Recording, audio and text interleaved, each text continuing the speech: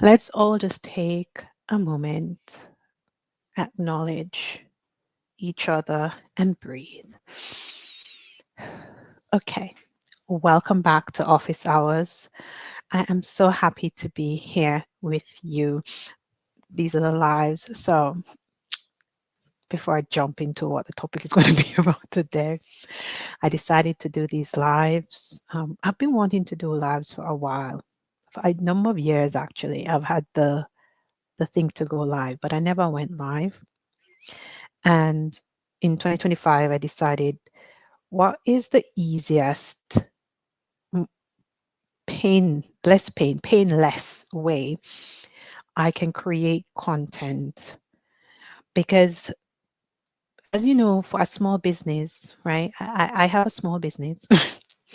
We have to create content. We have to put ourselves out here. And sometimes the content creation can seem a bit much, at least for me. For me, the content create take I see it as taking a lot of time away from doing actual client work. I'm so busy. I'm small. My business is small, so all hands on deck. I don't have a big production team. I don't have a video crew, audio crew. Somebody I just sit down, speak. Somebody takes that, chops it up, and do it all of that. I'm doing everything with the help of consultants here and there, or contractors rather.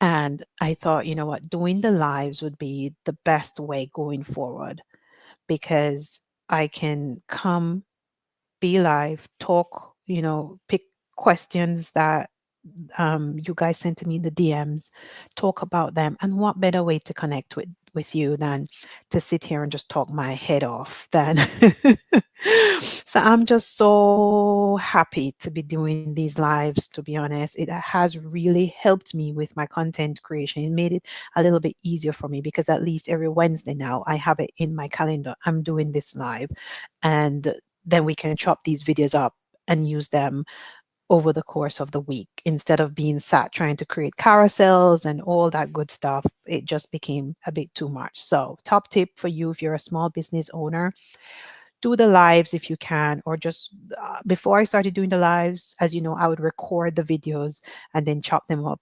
And that's how I started. But the lives just work so much better now, because it creates that routine and it creates that consistency, which sometimes I fall off the wagon. I do. I'll set myself up, give myself all these great targets, and then I'll fall off the wagon. But at least with the lives, it's in my calendar. I see it as, like a meeting time, and then I can just grab these questions and talk about them, which is great. I don't script them. I don't come with any preconceived idea of what I'm going to talk about most of the time. I just grab the questions right before we start, and I just roll with it. So it's all impromptu. I didn't sit down and study anything before I come.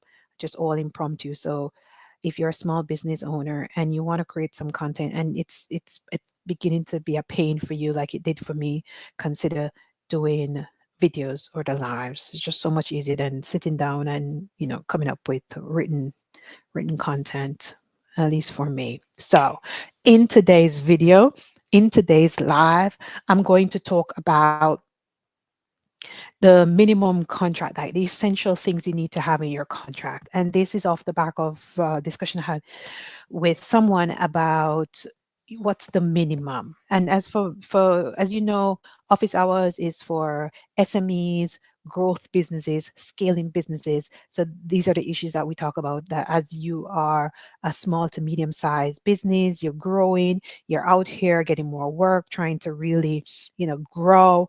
These are the issues that we talk about. So as the issues that as a SME or scaling business, a growth business have, may not be the same issues that a large multinational organization have. Okay. So I had a discussion about, oh, Patricia, contracts are good. You guys have to draft all these long contracts. And I get that sometimes, even when clients instruct me and I've drafted up and they're like, Patricia, this contract is so long, or can we just cut this down? Or they'll instruct me and say, can you just make it like 1 page? Can you make this contract 2 pages, 5 pages? I just want to get it quick and go.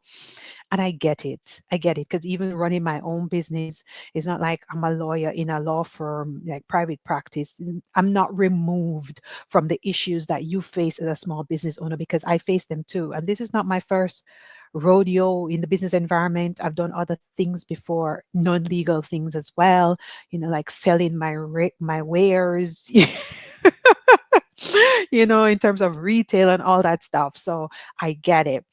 You want to just keep the momentum going and not being slowed down by these long-winded contracts. So I get it. And there is a place for those contracts as well. There is a place for a contract that's 20 pages long, 50 pages long, 200 pages long. There is a place for those contracts, but there's also a place for contracts that are small, condensed, not so many pages and words. We keep it tight and light. And so the discussion was around, I'm a small business. I don't need a lot of these things that are in these contracts.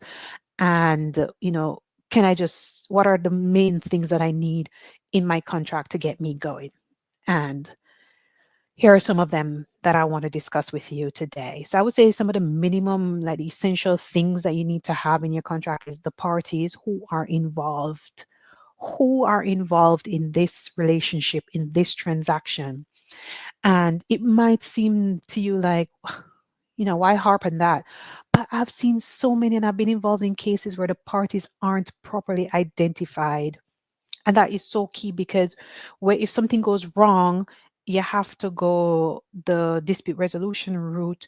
You need to know who you're blaming. You need to know who you're blaming. So I've had instances where in a group, let's say, and in some groups, they tend to name their subsidiary companies in similar names. Like there may be AXY Company Limited, AXY Housing Company Limited, AXY Management Company Limited. Like they tend to do that a fair bit. And I've seen instances where the wrong party is listed in the contract. And then when there's a dispute, like, just make sure that if you have to serve the person, like serve them notice, you need to serve the right person. Just make sure that the parties involved are properly listed at the top of your contract. So the company is listed, the company number is listed, the company registered address is listed, your company is listed, and that everything there is correct. So ensure that the parties involved are listed. Also, I would say the scope of the work. And now this is a big one. Your scope of work, in my view, the scope of work is one of the most, if not the most important document that you can have, or the most important part of your contract. Because in some contracts we list it like in a schedule, right? But let's say you're going to include it in your contract, in the main text. That's fine too. But you need to know your scope of work, and you need to write it down. What is your expectation? What it is that you're going to hold these people to? And this point is critical because of what I discussed last week, right? Last week I discussed about KPIs and deliverables and paying based on deliverables. So you need to know the scope of work. Also, because people only can give you a price based on the scope of work. And we've all lived this experience where we engage someone, and during the engagement the price is increasing. And actually I worked with a client where that happened, where the their consultants and designers, the price kept increasing because the scope wasn't very clear. And so the designers kept saying, oh, scope creep, you have to pay more. And in the end, they wouldn't even hand over some of the design documents because the client was disputing, all this price, the uplift. So the scope needs to be clear. You need to know what you're buying. They need to know what they need to deliver in order for both parties to have matched expectations, and in order for both parties to be held accountable. So you need to really go to town on your scope of work. Your scope of work, that may be the building you're going to build. It may be some software you want installed. It may be some project that you want this consultant to be a part of, and they're going to do something in that project. Write out your scope of work. And if you don't have the expertise to write it, get a consultant, get some technical to write that scope of work for you in the language that the person you're employing will understand. So if it's a technical person, let's say you're buying new software, it's like digital transformation, for example, you need to write it in the language that some technical digital transformation person will understand. And so you may need to get a consultant, someone to come on to write scope for you. And this is what a lot of the larger companies do that I work with. They will bring someone in with that technical experience to write the scope of work for them if they don't have that in house. And that's something that we can do as small businesses as well. We can simply, even to hire someone an hour, 1 hour of their time to write that scope for us. Because sometimes when you're a business owner, you're starting your business, you don't necessarily know everything, and no one expects you to know everything, right? You won't know the nitty gritty, the ins and outs of every single thing, but there are people out there who know, and you can just hire them for 1 hour, 2 hours. They can tell you, like how much time it requires for them to write that scope. And you may see it as, oh, so I have to spend another money. And I know I get it so often, oh, I have to spend another money. But that money is going to save you so much headache down the road in that relationship, because the scope will be tight, it will be clear, and the other party will certainly appreciate the effort that you've put in to create such a good scope, because it's widespread out here in these streets where people, they just know, I want to renovate my office. Okay, so what do you need doing? Oh, I don't know, but I have an idea from Pinterest, or Instagram of what the office should look like, and that's it. But what in my experience I've realized is that then you get the contractors to come in, or the tradesmen, and they don't know the vision, they don't have they need to know, okay, take down this wall, how much of this wall you're going to take down, what size insulation you're going to need, it's going to be 180, 30, 60. They need to know the specific technical stuff. You can't just show them, for many of them, right? And I do a fair bit of renovation for other business ventures that I have. And many of them, you can't just show them a picture and say, I like this Pinterest picture, make my room like this. Not happening. You need to break down that Pinterest picture, which is why often we go to an architect, for example, or we go to a designer. You need to translate that picture into some technical requirements or scope of work that they can understand for you to get that outcome or that output, right? It's not going to happen. So the scope is so important for you to realize the vision that you have. Then I would say the next important thing that you need to have is your deliverables and your timelines. Your deliverables, and I touched on this last week, you need to tell them what they need to deliver when. And if you think about it, if you're going to, let's say you're going to, you rented an office space, you need to fit out your office space for you and your staff. You know when you want to move into the office.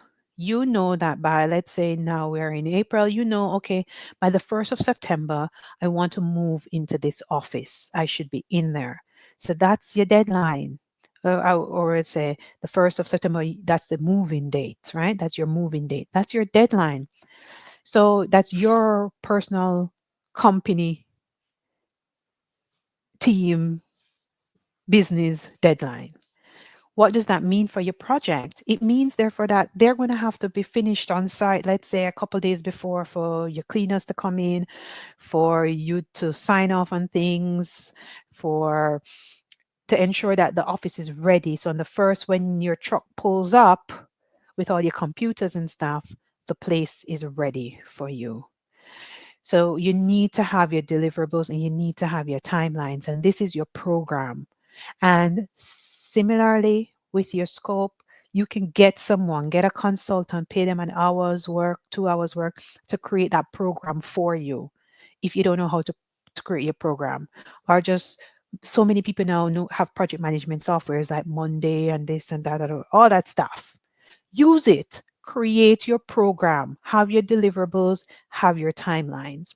Payment terms, of course, are huge. I always talk about payment terms. You need to know when you're paying, when payments are to be made to, under this contract. If you're the client, for example, let's say I'm talking from the client perspective now, you need to know when you need to make payment. From the contractor's perspective, contractor consultant, you need to know when you are to receive payment, right? Both parties need to know for cash flow purposes. For the client, the person who is buying these services or goods, whatever it is, um, you need to know how much money you need to have in advance of that payment, because you don't want that payment to come around and you have no money that's when things just go so wrong, right? So, same way for the contractor, they need to know when they're going to receive payment, because if it's a case, as in some projects, let's say construction, for example, the contractor is funding the project in a sense until they get payment, because they're buying goods and services right up until they get payment, right? So it's that cycle. So payment terms are huge. Termination rights, which I touched on last week as well. How do you terminate this contract? If the relationship isn't working, which sometimes it happens, and we just have to bear the reality of that. Sometimes the relationship is just not working out and you need to terminate it. So, what are the termination rights? Under what circumstances can this contract be terminated by you or your counterparty? Now, another one is ownership. And that ownership is from goods to services, right? So, when does ownership pass to you as the purchaser of the goods or services? When does ownership pass to you? And ownership, some contracts, which, if you're working with me, I am pretty much big on not passing ownership until certain things are met. So you'll find contracts where it says that ownership will not pass to you. Let's say you bought some materials and you brought it to site and you think, oh, it's mine, I can do what I want with it. Now, ownership does not pass to you until you've met certain requirements or criteria. I like to draft that way.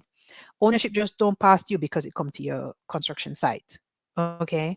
So the same way, if you're buying services, when does ownership of that thing pass to you? If it's a report, for example, some feasibility study, some design work, when does ownership pass to you? Can you now take that and use it to do other things? Which brings me into intellectual property rights, right? Is who do you have the rights, the intellectual property rights of that thing, or do you have like a license to use it? And what are the restrictions on that license? And so I was working with a client some time ago where they did some design work, and they got a license for the design work, but the license said that they couldn't use that design for anything else other than what it was intended. So they couldn't take that design, for example, and use it to build that thing on another location, for example. There are quite a few restrictions on it. And sometimes, like consultants, contractors do this because they own the intellect. Whoever creates that thing owns the intellectual property rights. And they want you to be able to come back to them for them, of course, to earn another money, right? We're all selling our goods and services out here. And so we have to protect our intellectual property rights. So, who do you have a license, and what are the restrictions on that license? And so the intellectual property, the ownership is important, as well as your intellectual property, if it's some document or something that you are buying from your counterparty. Be very clear about when ownership passes, when ownership in your goods passes to you, when ownership or the license in the intellectual property rights passes to you, and what are those restrictions on them. Okay. Another thing is confidentiality, I would say. And there, even if you're a small business, there are certain things that you just need to protect. I would say even more so if you're a small business.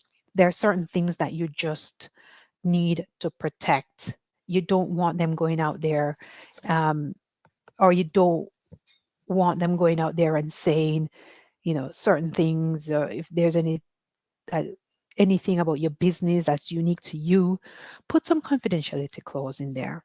Another key clause that I would say is, and that's huge now, is data protection.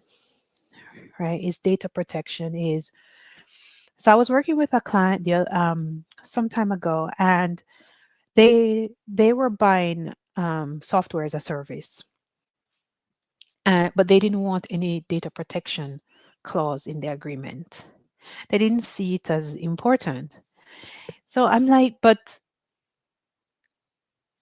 you're going to need some data protection clause in your agreement. Their view was that the software that they were buying wasn't processing any data, any information, which wasn't the truth. It wasn't the case. And because this is what they've, I guess, been told. But when you went on the website that the service provider that were buying this from, it was very clear. In fact, the processing was being done by some third party. So you have to get to the bottom of these things. You have to know, in this age of data processing, people taking people's data, if you're doing some digital transformation, you're collecting people's data, you need to address data privacy and data breaches, what happens. And that's what I said to the client. I said, it seems all good and well right now. But if there's a data breach, what do you want? If, let's say if, right? Because a lot of what the drafting that we do is if this happens, then this. If that happens, that a lot of the drafting that we do as lawyers is if then what? So I said, if a breach happens, now you're saying you don't need this clause, there's no data processing, no information sharing, nothing. Okay, that's fine. But let's say, right, it so happens that there's a breach and you realize, oh my God, they've been processing the data, right? And this was a medium-sized company. What do you want them to do? What processes, like what steps do you want them to take if there's a data breach? And that's when they agreed that they would put that clause in their contract, because if there is a data breach, how do you want them to handle it? How do you want them to handle it? And so I would say consider data privacy. If you're doing something that's going to be processing people's personal information, consider data privacy. So those, I would say, are the minimum contract, or the essentials that you need if you want a quick, small, to the point contract. Of course, you're going to do your execution block, is to have those things in your contracts. Now, you can use one page there, you can use 2 pages. It is up to you. And one of the things that I tell clients sometimes is if you want, depending on what you're doing, if your industry has a standard form that you can pull off the shelf and just use a quick one. And I get quite a few people come to me about residential construction, which I don't do residential construction work, is a homeowner, somebody I know, and they know, oh, Patricia, construction. I'm going to build out my loft.